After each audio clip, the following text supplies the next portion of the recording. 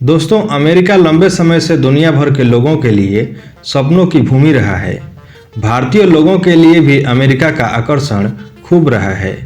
हर साल लाखों भारतीय अमेरिकन ड्रीम को साकार करने के लिए अपनी जान को जोखिम में डालते हैं। इस सपने के पीछे आर्थिक स्थिरता, बेहतर जीवन शैली और करियर के सुनहरे अवसर जैसी कई वजहें होती है। मगर इस सपने को साकार करना इतना आसान भी नहीं है, खासकर उन लोगों के लिए जो अवैध रास्तों का सहारा लेते हैं। अवैध रास्ते अपनाने में जोखिम और कठिनाइयां हैं, जबकि कानूनी रूप से बसने में समय और संसाधनों की आवश्यकता होती है। इसके बावजूद भी भारतीयों की अमेरिका की ओर बढ़ती संख्या बताती है कि अमेरिकन ड्रीम का जादू आज भी कायम है। आपको बता दें कि डोनाल्ड ट्रंप के दूसरे कार्यकाल में अवैध प्रवासियों के खिलाफ सख्त कदम उठाए जा रहे हैं।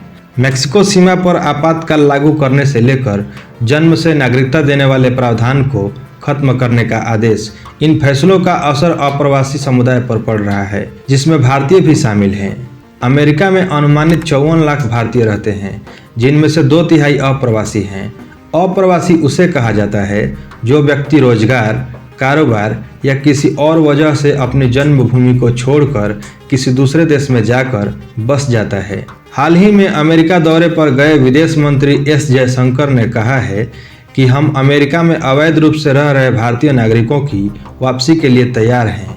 खबरों के अनुसार अमेरिका में अवैध रूप से रह रहे 18,000 भारतीयों की देश वापसी होगी। अमेरिकी वेबसाइट ब्लूमबर्ग की रिपोर्ट के मुताबिक इनके पास अमेरिका की नागरिकता नहीं है। वहाँ की नागरिकता हासिल करने के लिए इनके पास सही और जरूरी दस्तावेज भी नहीं है। पिछले कुछ वर्षों में डंकी रूट के जरिए अमेरिका में पहुंचने वाले भारतीयों की संख्या तेजी से बढ़ी है। यह रास्ता बेहद खतरनाक है, जिसमें एजेंट्स या तस्करों की मदद ली जाती है।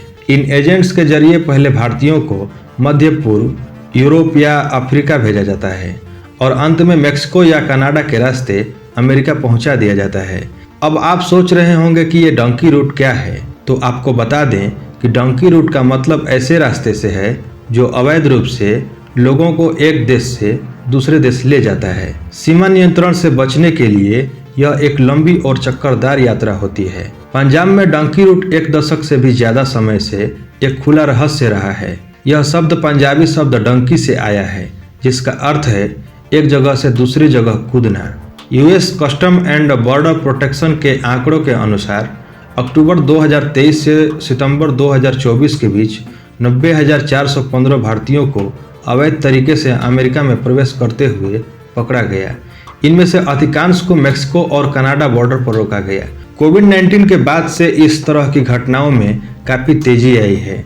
2020 से 2021 में जहां 30,662 भारतीय पकड़े गए थे, वहीं 2023 से 2024 में यह आंकड़ा बढ़कर 90,415 हो गया। अब सवाल उठता है कि भारतीयों के अंदर अमेरिका में बसने की इतनी चाहत क्यों है? तो दोस्तों, भारत में बढ़ती बेरोजगारी और आर्थिक अवसर का सीमित होना अमेरिका की ओर आकर्षित होने की मेन वजह है। पीरियोडिक लेबर फोर्स सर्वे के अनुसार 2023 से 2024 में ग्रेजुएट्स और पोस्ट ग्रेजुएट्स के बीच बेरोजगारी दर 12% से अधिक थी। इसके ठीक उल्टा अमेरिका में भारतीयों की औसत वार्षिक आय $60,000 से $65,000, लगभग 51 से 56 लाख रुपये होती है।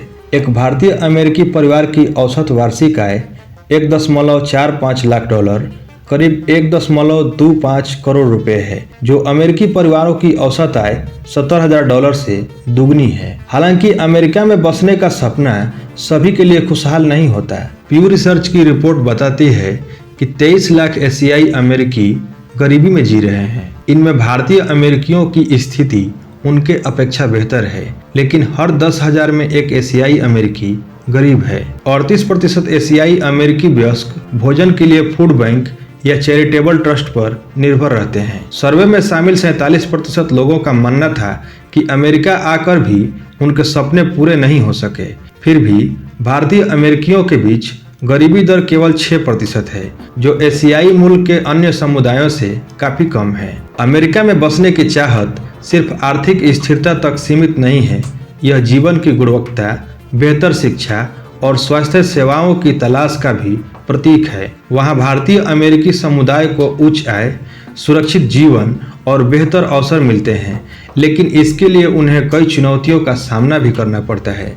तो दोस्तों, आशा करता हूँ कि मेरे द्वारा दी गई जानकारी आपको पसंद आई होगी। अगर वीडियो पसंद आई हो तो वीडियो को लाइक करें, शेयर करें और चैनल को सब्सक्राइब करें।